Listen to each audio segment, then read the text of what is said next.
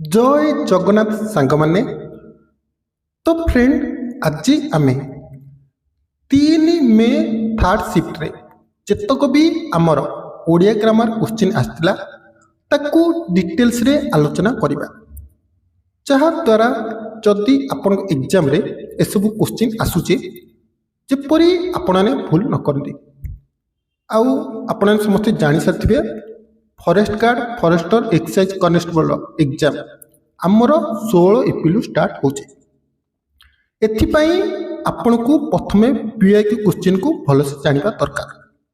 देखंतु आम चैनल सबू माने जहाँ भी एग्जाम होइतिला फॉरेस्ट गार्ड रे सबूर पीआईक्यू क्वेश्चन डिस्कशन होची चाहिए आपण प्लेलिस्ट चेक कर परिबे नले मु डिस्क्रिप्शन में लिंक दे देबी। ओके आउट कथा जदि वीडियो भल लागुची लाइक शेयर सब्सक्राइब करनब। ओके तो देखंतु आमे जितोले अन्य मानक सह लेखिकरी निजर भाव विनिमय करू ता भाषार केउ रूप देखंतु मु एठी लिखिली राम खाउची जो एटा लिखिली एटा कहलो को रूप एटा होची लिखित रूप तापरे एठी होची पठित रूप माने मु एठी लिखिची राम खाउची आकु मु तुमको कहली पढ़िया को तुम कौन पढ़ राम खाऊची तुम्हें जो एटा पढ़ल एटा हूँ कौन पठित रूप तापर मु कहली राम खाऊची तुमको कौन सुखिला राम खाऊची एटा कौन श्रवण रूप तापर कथित रूप कौन मु कहली राम खाऊची एटा हूँ कथित रूप। ओडिया ग्रामर टेंशन नबा नहीं बस पीआईक्यू क्वेश्चन करंतु आपणकर फुल मार्क रहिबे। ओके देखंतु निम्नलिखित मध्यरु केउ विशेषटी अलगा प्रथमे तमे मते कुह विशेष्य कौन गोटे होची नेमिंग वर्ड माने नाम विशेष्य केते प्रकार 5 प्रकार कौन कौन नाम बा संज्ञावाचक वस्तुवाचक गुणवाचक क्रियावाचक यहीपरी देख एठी या भितर कोटा अलगा देख गोपबंधु चौधरी एटा कहल कौन बुझाऊँ एटा कौन एटा जनक नाम को बुझाऊँ तेणु एटा हूँ नामवाचक विशेष्य। महात्मा गांधी एटा कौन जनक नाम को बुझाऊँ तेणु एटा कौन नामवाचक विशेष्य। मधुसूदन दास एटा कौन जनक नाम को बुझाऊँ तेणु ये तीनोटी हूँ नामवाचक विशेष्य किंतु उत्कलीय एटा जनक नाम को बुझाऊँ कि देख मुझे कहबी आमे समस्ते उत्कलीय एठी मु जनू कहली कि आमे समस्ते तेणु ये जो उत्कलीय अच्छी एटा कौन पे अलग है ना एटा हूँ कौन जातिवाचक विशेष्य से एटा अलग है। ओके तापर देखंतु विशेषण क्वेश्चन आसला 1200 बढ़ई 12 वर्ष रे कोणार्क मंदिर गढ़ी 1200 एटा तो आप देखी जानी पारे एटा हूँ संख्यावाचक विशेषण। विशेषण कौन कहल विशेषण कौन जो विशेष्य पद बा जो पद विशेष्य पदर गुण अवस्था तापर कौन परिमाण इत्यादि को बुझाए ताकू आम विशेषण कही था। विशेषण आमर केते प्रकार कह गले तो 8 प्रकार कौन कौन ना संख्यावाचक विशेषण गुणवाचक विशेषण अवस्थावाचक विशेषण परिमाणवाचक विशेषण पूरणवाचक विशेषण क्रियावाचक विशेषण क्रियाज विशेषण यहीपरी 8 प्रकार। देख 1200 एटा गोटे संख्या को बुझाऊँ से संख्यावाचक विशेषण। गुण कौन ना देखंतु खराब भल मंद या गुणवाचक विशेषण कहुए। अवस्थावाचक विशेषण कहीपर भिकारी दरिद्र धनी ଇଏ ହେଉଛି ଅବସ୍ଥାବାଚକ ବିଶେଷଣ। କ୍ରିୟା ବିଶେଷଣ କ'ଣ? ଯେଉଁ ବିଶେଷଣ ପଦ କୌଣସି ଗୋଟେ କ୍ରିୟାର ନାମକୁ ବୁଝାଉଛି, ଯେମିତିକି ଚାଲୁ ଚାଲୁ, ଫୁଟନ୍ତା, ଜଳନ୍ତା, ଇଏ ହେଉଛି କ'ଣ?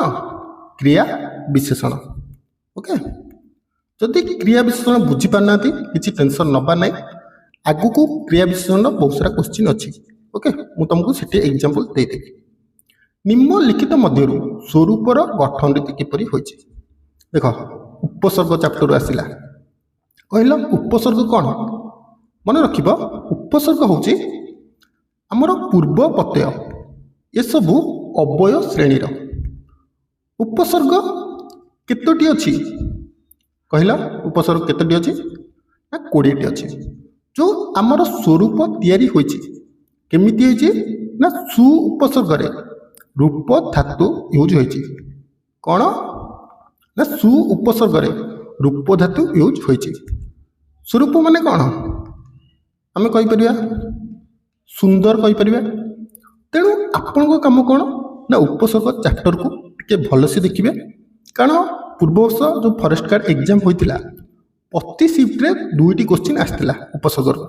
ତେଣୁ ଏଥର ଯେହେତୁ ଅନଲାଇନ୍ରେ ହେବ, ନିଶ୍ଚିନ୍ତ ଯୋଡ଼ିରୁ 3ଟା କ୍ୱେଶ୍ଚିନ୍ ପରୀକ୍ଷାରେ ପଡ଼ିବ। ଓକେ, ତାପରେ ଦେଖ ପୁଣି ଉପସର୍ଗରୁ ଆସିଗଲା କୌରବ। ଏଠାରେ କେଉଁ ପ୍ରତ୍ୟୟ ଅର୍ଥରେ କିପରି ବ୍ୟବହୃତ ହୋଇଛି? ଓକେ, ଦେଖ କୌରବ ମାନେ କ'ଣ ମୁଁ ତୁମକୁ କହୁଛି। ଏଠି ଦେଇଛି ଅପତ୍ୟ ପ୍ରତ୍ୟୟରେ। ମୁଁ କହୁଛି କୌରବ ପ୍ରଥମେ କିପରି ତିଆରି ହୋଇଛି? କ'ଣ? ନା କୌରବ କିପରି ତିଆରି ହୋଇଛି? କୁରୁ ଯୁକ୍ତ ଅ କ'ଣ ହେଇଛି ଆମର? ନା କୌରବ। ଏହାର ଅର୍ଥ କ'ଣ? ନା କୁରୁଙ୍କ ବଂଶଧରକୁ। କ'ଣ? ନା କୁରୁଙ୍କ ବଂଶଧରକୁ କୌରବ କୁହାଯାଏ। ଯେମିତିକି ପଣ୍ଡୁ ଯୁକ୍ତ ଅ ପାଣ୍ଡବ, ପଣ୍ଡୁଙ୍କ ବଂଶଧରକୁ ପାଣ୍ଡବ କୁହାଯାଏ। ତେଣୁ ଅପତ୍ୟ ଯେଉଁ ଦେଇଛି, ଅପତ୍ୟ ଅର୍ଥ ହେଉଛି ବଂଶ। କ'ଣ? ନା ବଂଶ। କୁରୁଙ୍କ ବଂଶଧରକୁ ଆମେ କୌରବ କହିଥାଉ। କୁରୁ ଯୁକ୍ତ ଅ, କୁରୁ ଏଠି କ'ଣ? କୁରୁ ଶବ୍ଦ, ଅପତ୍ୟ, ଆମ ତିଆରି ହେଇଛି କୌରବ। କୁରୁଙ୍କ ବଂଶଧରକୁ କୌରବ କୁହାଯାଏ। ସେଥିପାଇଁ କୁରୁ ଶବ୍ଦ ସହ ଅପତ୍ୟ ଯୋଗ କରାଯାଇ କୌରବ ହୋଇଛି। ପରୀକ୍ଷାରେ ସେପରି ପଚାରିଦେବ ପାଣ୍ଡବ। ପାଣ୍ଡବ ଶବ୍ଦ କିପରି ତିଆରି ହେଇଛି? ନା ପଣ୍ଡୁ ଯୁକ୍ତ ଅ, ପଣ୍ଡୁଙ୍କ ବଂଶଧରକୁ ପାଣ୍ଡବ କୁହାଯାଏ। ପଣ୍ଡୁ ଶବ୍ଦ ସହ ଅପତ୍ୟ ଯୋଗ କରାଯାଏ ପାଣ୍ଡବ ହେଇଛି। ତେଣୁ ଅପତ୍ୟ ମାନେ କ'ଣ? ନା ବଂଶ। କୁରୁଙ୍କ ବଂଶଧରକୁ ଆମେ କୌରବ କହିଥାଉ, ପଣ୍ଡୁଙ୍କ ବଂଶଧରକୁ ଆମେ କ'ଣ କହିଥାଉ? ପାଣ୍ଡବ କହିଥାଉ। ଓକେ, ଦେଖ ଭାଷାର ପରିବର୍ତ୍ତନ ଯୋଗୁଁ ଗୋଟିଏ ଭାଷାରୁ କାଳକ୍ରମେ ଅନେକ ଭାଷା ଓ ଡ୍ୟାସ୍ ସୃଷ୍ଟି ହୁଏ। ଦେଖ ମୁଁ ଗୋଟେ ଶବ୍ଦ କହୁଛି, ରାମ ଗଲା, ରାମ ଯାଉଥିଲା। ଦେଖ ମୁଁ ଯଦି ଗୋଟେ ଶବ୍ଦକୁ କହିବି, ତାକୁ ଯେତେବେଳେ ବି ମୁଁ ଚେଞ୍ଜ କରିଦେବି, ଏହାଦ୍ୱାରା ଭାଷାର କୌଣସି ଅର୍ଥ ଚେଞ୍ଜ ହେବ କି? କିଛି ବି ଚେଞ୍ଜ ହେବ ନାହିଁ। କିନ୍ତୁ ଭାଷାକୁ ଯଦି ଆମେ ପରିବର୍ତ୍ତନ କରୁଛେ, ସେଥିରୁ କ'ଣ ହେବ? ନା ଅନେକ ଭାଷା ସୃଷ୍ଟି ହୋଇଯିବ, ତା ଦେହରୁ ଉପଭାଷା ମଧ୍ୟ ସୃଷ୍ଟି ହୋଇଯିବ। ଉପଭାଷା ମାନେ କ'ଣ? ନା ଛୋଟ ଛୋଟ ୱାର୍ଡ଼ ମଧ୍ୟ ସୃଷ୍ଟି ହୋଇଯିବ। ଦେଖ ଏଠି ଦେଇଛି ବୈଦେଶିକ ଭାଷା। ଏହାର ଅର୍ଥ କ'ଣ? ନା ବିଦେଶରେ ପରିଚାଳିତ ହେଉଥିବା ଭାଷା। ଦେଶଜ ଭାଷା ମାନେ ଆମ ଦେଶରେ ଯେଉଁ ଭାଷା ୟୁଜ୍ କରାହେଉଛି ଦେଶଜ, ତ ସରକାରୀ ଭାଷା ଏମିତି କିଛି ନାହିଁ। ଉପଭାଷା ମାନେ ଛୋଟ ଛୋଟ ମାନେ ଅନେକ ଗୁଡ଼ିଏ ଛୋଟ ଛୋଟ ଭାଷାକୁ ନେଇ ଉପଭାଷା ଆମର ସୃଷ୍ଟି ହୋଇଥାଏ। ଓକେ, ତାପରେ ଦେଖ ସନ୍ଧିରୁ କ୍ୱେଶ୍ଚିନ୍ ଆସିଲା ମୁହୁର୍ମୁହୁ। ପ୍ରଥମେ ତୁମେ ମୋତେ କୁହ ସନ୍ଧି କେତେ ପ୍ରକାର, କ'ଣ କ'ଣ ସନ୍ଧି କାହାକୁ କୁହାଯାଏ? କୁହ, କହିଲ ସନ୍ଧି କାହାକୁ କୁହାଯାଏ? ପରସ୍ପର ସନ୍ନିହିତ। କ'ଣ? ନା ପରସ୍ପର ସନ୍ନିହିତ ପୂର୍ବପଦର ଶେଷ ବର୍ଣ୍ଣ ସହ ପରପଦର ଆଦ୍ୟ ବର୍ଣ୍ଣ ମିଳନକୁ ଆମେ ସନ୍ଧି କହିଥାଉ। ସନ୍ଧି କେତେ ପ୍ରକାର? 3 ପ୍ରକାର। ସ୍ୱର ସନ୍ଧି, ବ୍ୟଞ୍ଜନ ସନ୍ଧି, ବିସର୍ଗ ସନ୍ଧି। এইটা ଯେଉଁ ଦେଲା ମୁହୁର୍ମୁହୁ, ଏଇଟା କେଉଁ ସନ୍ଧି? ଦେଖ ଦେଖ ଏଠି ବିସର୍ଗ ଅଛି ନା, ତେଣୁ ଏଇଟା ହେଉଛି ବିସର୍ଗ ସନ୍ଧି। ତେଣୁ सन्धि को मुझे एत डिटेल्स पढ़ ना बास टिके देखनी तुमको सन्धिर नियम जाना दरकार नहीं कारण सन्धिर बहुत सारा नियम अच्छी आ नियम पढ़ले भाई देख आमको से सरलार्थ लिखा ना आमको क्वेश्चन आंसर देवार अच्छे तेणु सन्धि को टिके ऊपर देखी दियो सन्धि चैप्टर तुम क्लीयर हो ओके। तापर देख बंधनर विपरीत कौन मोचन बंधन माने कौन जन को बांधिकी रखा मोचन माने ताकू छाड़ीदे माने खाली करदे फांकार गहली हो पार फांकार गहली हो पार खोलार मुदा हम ओके।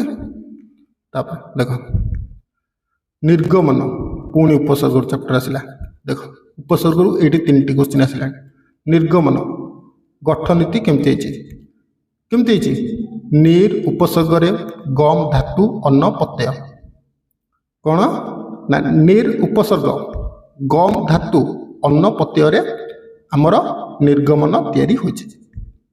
निर्गमन अर्थ कौन कौन बाहर को जिबा बा प्रस्थान करिबा निर्गमन अर्थ कौन प्रस्थान करिबा बा बाहर को जिबा ओके।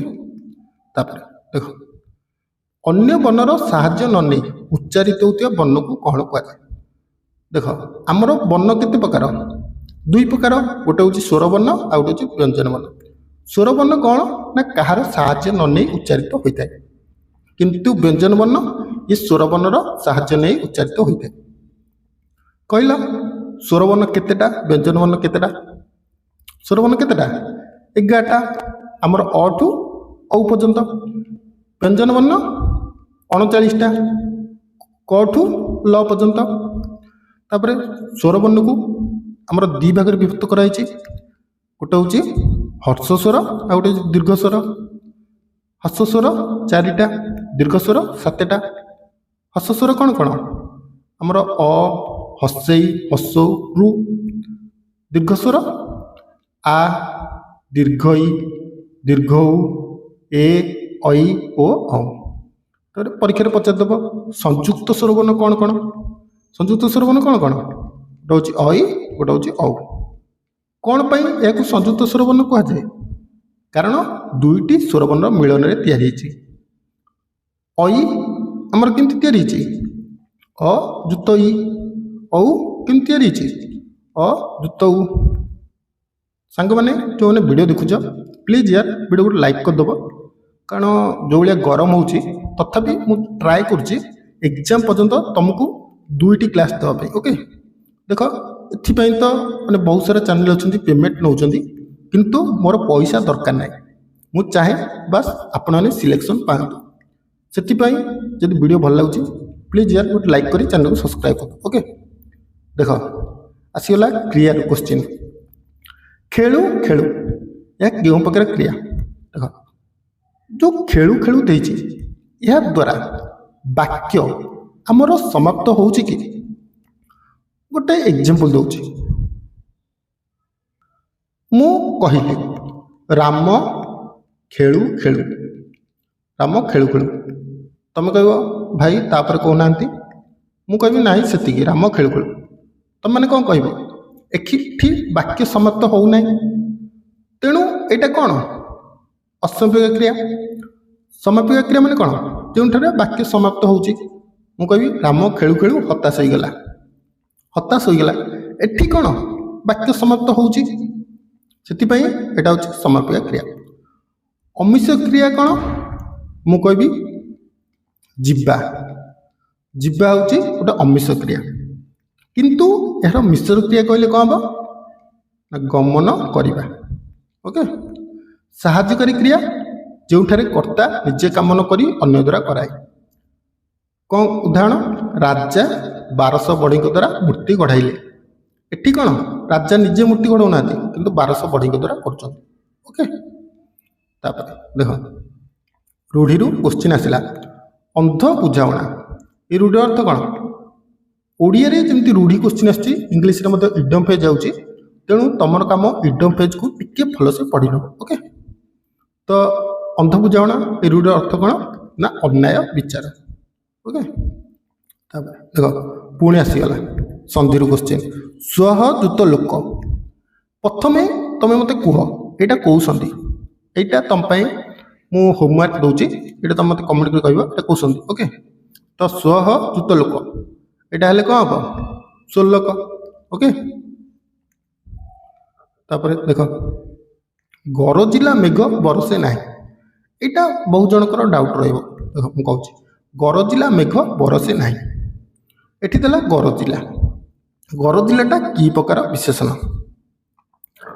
ଏଠି କ'ଣ ହେବ ନା କ୍ରିୟାବାଚକ ବିଶେଷଣ। ତମମାନେ ମୋତେ ପଚାରିବ କି ଭାଇ ଏଇଟା କ'ଣ ପାଇଁ କ୍ରିୟାବାଚକ ବିଶେଷଣ ହେଲା? ଠିକ୍ କଥା, ଏଇଟା ତ ଗରଜିଲା ମେଘ, ମେଘର ଏଇଟା ଗୁଣ ପଚାରୁଛି, ତେଣୁ ଗୁଣବାଚକ ହେବା କଥା। କ'ଣ ପାଇଁ ଗରଜିଲାଟା କ୍ରିୟାବାଚକ ବିଶେଷଣ ହେଲା ମୁଁ କହୁଛି। ପ୍ରଥମେ କ୍ରିୟାବାଚକ ବିଶେଷଣ କ'ଣ କହୁଛି? ଯେଉଁ ବିଶେଷଣ ପଦ କ'ଣ ନା ଯେଉଁ ବିଶେଷଣ ପଦ କୌଣସି କ୍ରିୟାରୁ ସୃଷ୍ଟି ହୋଇ କ'ଣ ନା ଯେଉଁ ବିଶେଷଣ ପଦ କୌଣସି କ୍ରିୟାରୁ ସୃଷ୍ଟି ହୋଇ ବିଶେଷ୍ୟର ଅବସ୍ଥା ବା ଗୁଣକୁ ସୂଚାଏ ତାହାକୁ ଆମେ କ୍ରିୟାବାଚକ ବିଶେଷଣ ବା କ୍ରିୟାଜ ବିଶେଷଣ କହିଥାଉ। ବୁଝିପାରିଲେ ନା? ମୁଁ ଆଉଥରେ କହୁଛି, ଯେଉଁ ବିଶେଷଣ ପଦଟି କୌଣସି କ୍ରିୟାରୁ ସୃଷ୍ଟି ହୋଇ ବିଶେଷ୍ୟର ଅବସ୍ଥା ବା ଗୁଣକୁ ସୂଚାଉଛି। ଓକେ, ଦେଖ ଏଠି ଦେଇଛି ଗରଜିଲା, ଏହାର କ୍ରିୟା ରୂପ କ'ଣ ହେବ କହିଲ? ଗରଜିବା। କ'ଣ ହେବ? ଗରଜିବା। ଗରଜିବାଟା କ'ଣ କ୍ରିୟା, କିନ୍ତୁ ଏଇଟା କେଉଁଥିରୁ ଆସିଛି ନା ଗରଜିବା। ଏହାର ଯେଉଁ କ୍ରିୟାବାଚକ ହେଲା କ'ଣ ହେଲା? ଗରଜିଲା। ଏଇଟା କ'ଣ? ମେଘର ଅବସ୍ଥାକୁ ବୁଝାଉଛି। ମେଘର ଅବସ୍ଥାକୁ ବୁଝାଉନି, ଗରଜିବା ମେଘର ଅବସ୍ଥାକୁ ବୁଝାଉଛି। ତେଣୁ ଏହାକୁ କ୍ରିୟାବାଚକ ବିଶେଷଣ କୁହାଯାଏ। କ'ଣ ପାଇଁ କୁହାଯାଏ ନା ଗରଜିବାଟା ହେଉଛି ଗୋଟେ ବିଶେଷ୍ୟ, କିନ୍ତୁ ଏହାର କ୍ରିୟା ରୂପ ହେଉଛି ଗରଜିଲା, ଯେଉଁଟାକି ମେଘର ଅବସ୍ଥାକୁ ବୁଝାଉଛି। ସେଥିପାଇଁ ତ ଏଇଟା କ୍ରିୟାବାଚକ ବିଶେଷଣ ହେଲା।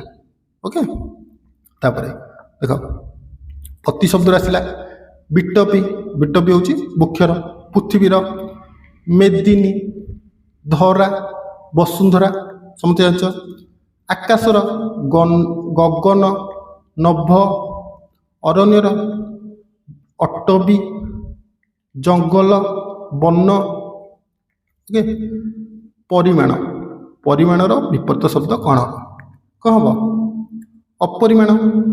କେହି ବି କୁପରିମାଣ ମାରିବ ନାହିଁ, ଭୁଲ। ପରିମାଣର କ'ଣ ହେବ? ଅପରିମାଣ। ଓକେ, ରକ୍ଷ। ରକ୍ଷର ପ୍ରତିଶବ୍ଦ କ'ଣ? ରକ୍ଷ। ରକ୍ଷ କାହାର ନା ଦାନବ, ଦୈତ୍ୟ, ରାକ୍ଷସ। ତାପରେ ମନୁଷ୍ୟର, ମାନବ,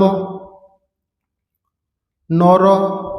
ଓକେ, ପଣ୍ଡିତଙ୍କର, ଜ୍ଞାନୀ। ତାପରେ ଦେବତାଙ୍କର, ସୁର। ଦେବତାଙ୍କୁ କ'ଣ କହିଥାଏ? ସୁର। ଓକେ, ତାପରେ ଦେଖ ବିଶେଷ୍ୟ ଆସିଲା। ବିଶେଷ୍ୟ କ'ଣ? ଗୋଟେ ନେମିଂ ୱାର୍ଡ। ବିଶେଷ୍ୟ 5 ପ୍ରକାର କହିଥିଲି, ଆଉ କହିକି ଟାଇମ୍ ୱେଷ୍ଟ କରିବାନି। ବସ୍ତୁବାଚକ ବିଶେଷ୍ୟ ମାନେ କ'ଣ? ଯାହା ଏକ ବସ୍ତୁ ବା ପଦାର୍ଥକୁ ବୁଝାଏ। ତେବେ ଯାହା ଜାତିର ନାମକୁ ବୁଝାଏ ଏଇଟା କ'ଣ ହେବ? ଜାତିବାଚକ ବିଶେଷ୍ୟ। ତାପରେ ନିର୍ଦ୍ଦିଷ୍ଟ କାର୍ଯ୍ୟର ନାମକୁ ବୁଝାଏ, କ୍ରିୟାବାଚକ ବିଶେଷ୍ୟ। ଓକେ, ତାପରେ ଦେଖ ରୂଢ଼ିରୁ ଆସିଲା ଗୋବର ଗଣେଶ। ଏହାର ଅର୍ଥ କ'ଣ ନା ନିର୍ବୋଧ। ନିର୍ବୋଧ। ଓକେ, ଜନ୍ମରୁ ଚତର, ଓଡ଼ିଆରୁ ଗଜା। ଓକେ, ତାପରେ ଦେଖ ପୁଣି ରୂଢ଼ିରୁ ଆସିଲା ଶିକ୍ଷକଙ୍କର ପିଲା ଫେଲ୍ ହେବା ଡ୍ୟାସ୍ ପରି। ମାନେ ଜଣେ ଯଦି ଶିକ୍ଷକଙ୍କର ପିଲା ଫେଲ୍ ହେଇଯାଉଛି, ଏହାର ଅର୍ଥ କ'ଣ? ଦୀପତଳ ଅନ୍ଧାର। ମାନେ ଶିକ୍ଷିତ ପୁଅ ମୂର୍ଖ। ଶିକ୍ଷିତ ପୁଅ ମୂର୍ଖ। ବାଘ କରେ ମିରିଟ ନାଟ। ମୁରବୀଙ୍କ ଅନୁପସ୍ଥିତିରେ ଘରେ ଗଣ୍ଡଗୋଳ ସୃଷ୍ଟି କରିବା। ଅଲଣା କଥା, ମୂଲ୍ୟହୀନ କଥା। ଆପଣା ସୁନା ଭେଣ୍ଡି। ଏହାର ଅର୍ଥ କ'ଣ? ନିଜ ଲୋକ, ଅଯୋଗ୍ୟ। ଓକେ, ତାପରେ ଦେଖ ପୁଣି ବିଶେଷଣଟା ଆସିଲା ଅଳପ ଧନ ବିକଳ ମନ। ଏଇ ଭାଇ ଜଣକ ଯେଉଁ ଏଠି ଆନ୍ସର ମାରିଛନ୍ତି, ଇଏ କଲବଲରେ ଏଇଟା ମାରିଛନ୍ତି। କାହିଁକି ମୁଁ କହୁଛି, ଦେଖ ଅଳପ ଧନ ବିକଳ ମନ। ଏଠି କ'ଣ ଦେଇଛି? ବିକଳ ଉପରେ ଗାର ଦେଇଛି। ବିକଳ କି ପ୍ରକାର ବିଶେଷଣ? ବିକଳଟା ତମେ ମୋତେ କୁହ କ'ଣ? ସେ ମନର କ'ଣ ଅବସ୍ଥାକୁ ବୁଝାଉଛି ନା? ଆରେ ବିକଳଟା ମନର ଅବସ୍ଥାକୁ ବୁଝାଉନି, ସେଥିପାଇଁ ତ ଏଠି ଅବସ୍ଥାବାଚକ ବିଶେଷଣ ହେଇଛି। କିନ୍ତୁ ଅଳପ ଉପରେ ଯଦି ଗାର ଦେଇଥାନ୍ତା ତାହେଲେ ଏଇଟା ହେଇଥାନ୍ତା ପରିମାଣବାଚକ ବିଶେଷଣ। ଦେଖ ଏକ୍ଜାମରେ ତୁମକୁ କୋଶ୍ଚିନ୍ ଆସିବ, ସବୁ ସହଜ ପଡ଼ିବ, ତେଣୁ ତୁମେ ଆରାମସେ 80+ ରଖିପାରିବ। କିନ୍ତୁ ଏକ୍ଜାମରେ ପ୍ରେସର ପିଲାଙ୍କ ଉପରେ ଥାଏ, ସେଥିପାଇଁ ପିଲା କଲବଲରେ ମାନେ କୋଶ୍ଚିନ୍କୁ ପଢ଼ନ୍ତିନି, ଆନ୍ସର ମାରିଦିଅନ୍ତି। କିନ୍ତୁ ତୁମେମାନେ ସେମିତି ଜମା ବି କରିବନି, କୋଶ୍ଚିନ୍କି ଭଲସେ ପଢ଼ିବ, ତାପରେ ଆନ୍ସର ଚୁଜ୍ କରିବ। ଓକେ, ଦେଖ ପୁଣି ସନ୍ଧିରୁ ଆସିଲା ଅତଏବ, ଅତଃ ଚୁତ ଏବ, କେଉଁ ସନ୍ଧି? ବିସର୍ଗ ସନ୍ଧି। ଅନ୍ଧାରରେ ବାଡ଼ି ବୁଲେଇବା, ଏ ରୁଟ୍ର ଅର୍ଥ କ'ଣ ନା ଅନୁମାନ କରି କାମ କରିବା। ବହୁତ ସହଜ କୋଶ୍ଚିନ୍। ବାହାର, ବାହାରର ବିପରୀତ କ'ଣ? ଭିତର। ଓକେ, ଆଜିର ଲାଷ୍ଟ ପ୍ରଶ୍ନ, ଗୋଡ଼ ଟେକି ବସିବା, ଏହାର ଅର୍ଥ କ'ଣ?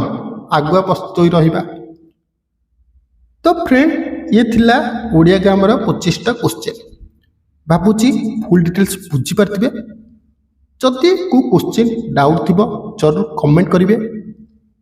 ଭିଡ଼ିଓଟି ଯଦି ଭଲ ଲାଗିଥିବ ଜରୁର ଗୋଟେ ଲାଇକ୍ କରିଦେବେ। ଆଗକୁ ଏହିପରି ଭିଡ଼ିଓ ପାଇଁ ଭିଡ଼ିଓକୁ ଲାଇକ୍ କରି ସେୟାର କରି ଚ୍ୟାନେଲକୁ ସବସ୍କ୍ରାଇବ୍ କରିନେବେ।